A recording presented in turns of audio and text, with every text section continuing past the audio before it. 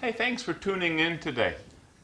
Today I'm loading the Hornady GMX bullet and I'm just about ready to head out to the range. This is the Hornady GMX 70 grain in 22 caliber or 224, and I'll be shooting it today with the Tavor rifle, IWI Tavor, and an AR-15. I'll explain all about that as we get that far. I loaded this using Varget, and it's becoming kind of an interesting story. What I have done is I worked up the load carefully, and I used the ladder test to identify, or try to identify, let's say, the ideal charge for this particular bullet. And as it turns out, the ladder test, shots 3 and 4 in particular of my ladder test, were coincident with a velocity node, kind of a weak velocity node, or optimal charge weight. And the way it all worked out, that is the powder charge load that I ended up using for this particular bullet. And now this is where it gets kind of interesting. I then shot this for group, a couple of 5-shot groups over a couple of different sessions out at the range with my IWI Tavor, and it really did not perform well at all. I had a lot of high hopes for it. That harmonic node, they were touching each other at 100 yards, and the whole thing looked like it was coming together pretty nicely, but I was getting this really bad horizontal stringing. I was shooting it off the bench, and I could never get that to kind of go away, no matter what I did. It wasn't me or whatever. And so I had kind of given up on this bullet, but not entirely. My son recently finished building an AR-15, or modifying his AR-15. He has a brand new barrel on this thing from Ballistic Advantage, a lot of new equipment, and I took this rifle out and shot it with some different 5.56 bullets, and it really shot well. But it shot differently than my Tavor. The bullets that worked really, really well in my IWI Tavor, namely the Barnes match burner 69 grain bullet, didn't do quite so well in his AR. Likewise, the Sierra Blitz King, that did fantastic, just over half MOA group at 100 yards, 5-shot group. With his rifle, I couldn't get that to shoot very well in my rifle. Both of these are 18-inch barreled guns, but there's still lots of differences between those. So I thought I'm going to give his rifle a try with the Hornady GMX. And that is exactly what I'm going to do when we head out to the range today. We'll see how all that plays out. Now, the GMX is an interesting bullet in and by itself, and it is similar to the Barnes X bullets in that it is a 100% copper alloy. Really, it's a gilding metal type of bullet, but there is no lead in this. So it is a different bullet. It is 70 grains, to me it's very, very interesting to see how this one is going to, how it's going to perform terminally. And what I'm really interested in is putting one of these rounds into the ballistic gel and see how it performs. So the interesting thing, though, is here's another part of the story, is I have loaded on hand a number of these rounds. I crafted these things extremely painstakingly. In fact, this is loaded with Lapua match brass. It is loaded with the AR-15 primers, the Federal AR primers, small rifle primers, excellent primers. Just as consistent as possible round development on these things here. But I only have 6 of these rounds remaining. I have more bullets I could load But that's going to make it very challenging for my testing. Because normally what I like to do is I like to fire 5 rounds at the bullseye target, and then I like to fire 1 round very close range to determine the offset that the sight and the bore has and its effect at about 7 yards.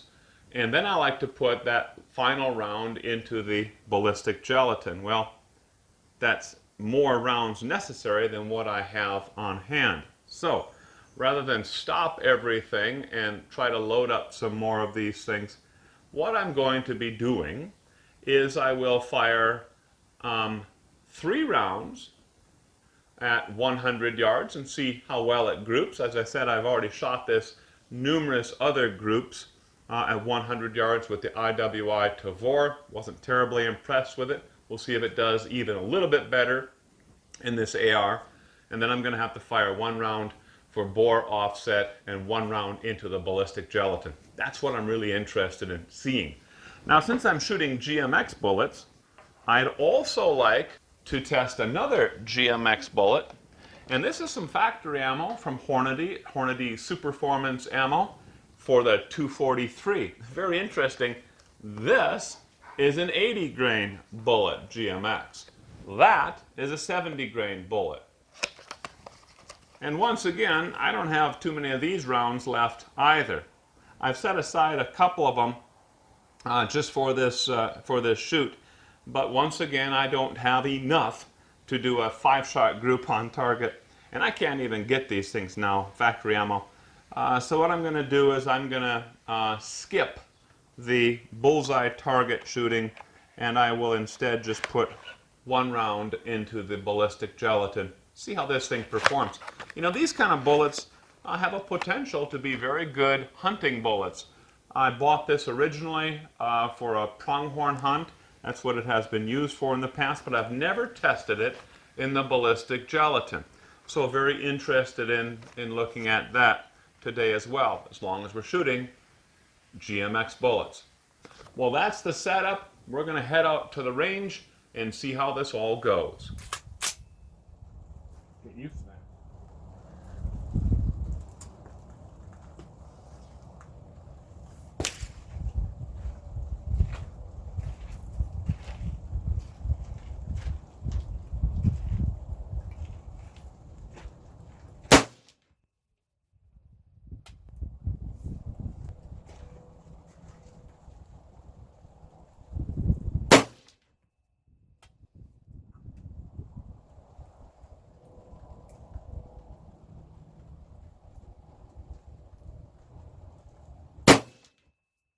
I can see that white X, and I'm putting the tip of this reticle right there each time. They all felt really, really good.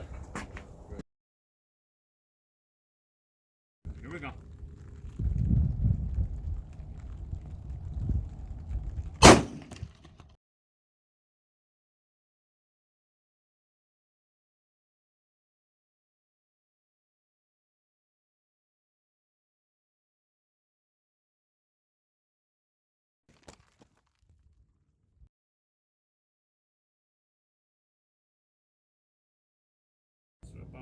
Ready?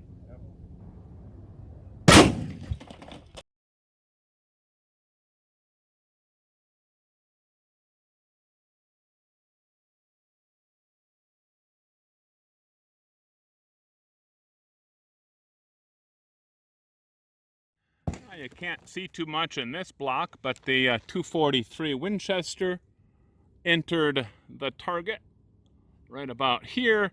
Very good, actually a very nice shot. Very close to dead center on this block. This block has not been shot before after a remelting. That's why it's this kind of darker color. But then it continued on. We can see this right here, and the bullet ended up there. This is an 80 grain GMX bullet for the 243 Winchester. I'll pull this out and get a weight on it, do some other measurements. But this one penetrated pretty good, 16 inches plus probably a good 5 more, maybe 6 more inches. All right, so the 70 grain Hornady GMX entered about here. Okay, more or less right there in the center of this gel block, a little bit below, but centered, let's say left to right. Then we see that wound channel moving upwards, and it finally comes to rest right over there. Now there's some other fragments from a pistol bullet that was fired from this direction in this way. What we're looking at is this wound channel here, and that is the bullet right there. This is a 16-inch block, and I'll get a good measurement on it, but we probably had about 12 or so, 13 inches. I'm just guessing. I hit these gel blocks pretty much where I wanted to hit them. Very, very close to centered in each of those gel blocks. Of course, I shot different gel blocks for each of these particular rifle bullets. Now, while the 70 grain 223 GMX bullet hit pretty much where I wanted it to, it ended up traveling in a more or less an arc in an upward direction. That wasn't really planned, and I certainly wasn't shooting it in an upward direction. I was very, very flat with the gel block itself. So that gave me my first indication that something may not be going correctly with that 70 grain GMX. And as we're looking at it in the gel block, it only penetrated 10 3/4 inches into that gel block, and it really fragmented. Now that was one heck of a surprise to me, because I was expecting the Hornady GMX bullet to be very similar to the Barnes X bullets, the TSX and TTSX bullets. I was expecting it to have a very nice mushroom and hold together, retain all of its weight all the way into that gel block. But it really fragmented. But that was not the case with the GMX bullet that I fired into the second gel block, and that was with my 243 Winchester. You know, I really like the Ruger #1. It's a very accurate gun, and that's the gun that I used for this test. It penetrated through the first gel block, and in fact the temporary wound channel or transient cavitation channel that it produced pretty much filled the entire 16-inch gel block. It almost looked like the whole thing was going to explode on one of those individual frames of the replay. And that bullet really did act like I was expecting it to. It retained 100% of its weight. It mushroomed out almost double its original size, 194% expansion. And it retained a pretty good shank. Well, it kind of looks a little bit short, almost looks like it's ready to be a ball flying through the gel there, but it didn't do bad. It did much more like I was expecting it to. Now, when I pulled the bullet or the fragment out of the gel block for the 70 grain 223 GMX, all I was able to retrieve was this tiny little piece. It weighs about 7 grains, so only about 10% of its weight, actually a little bit less, 9.7% was retained. And that was it. Everything else, I don't know where the heck it went. It's almost like the bullet unraveled inside that gel. And there's probably just tons of little fragments all over the place inside that gel block. So that was disappointing.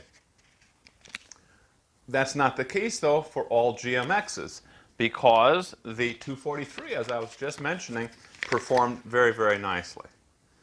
That is the bullet right there.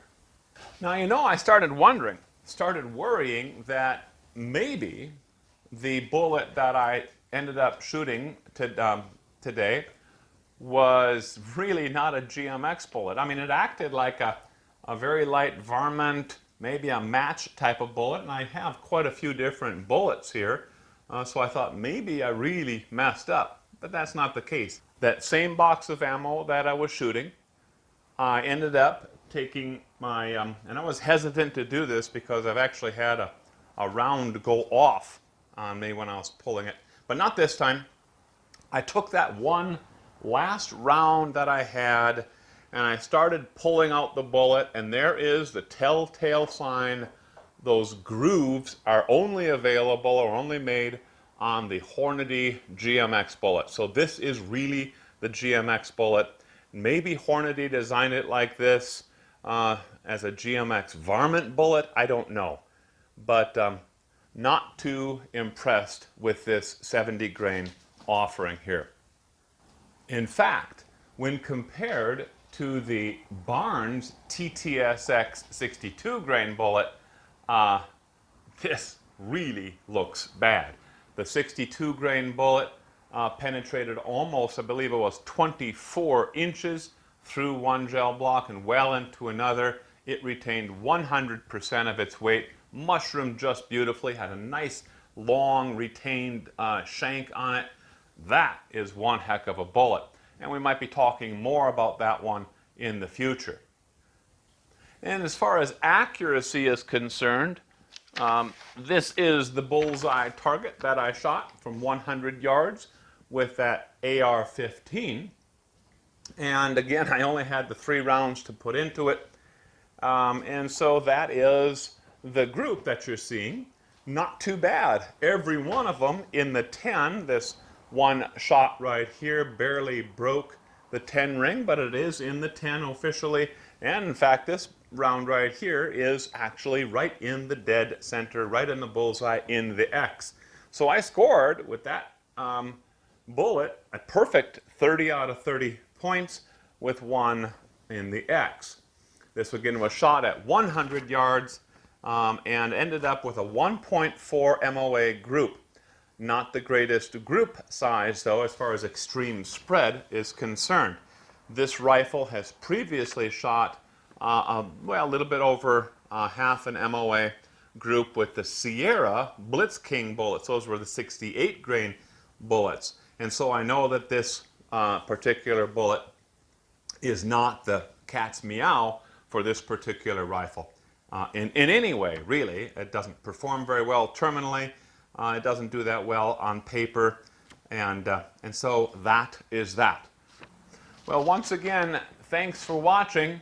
Hope you enjoyed this episode and our terminal ballistic testing of some of these rifle rounds. If you'd like to see us do a particular test, just let us know. Might be a handgun round, might be a rifle round. I'd be happy to see if we can accommodate you in an upcoming video. Thanks again.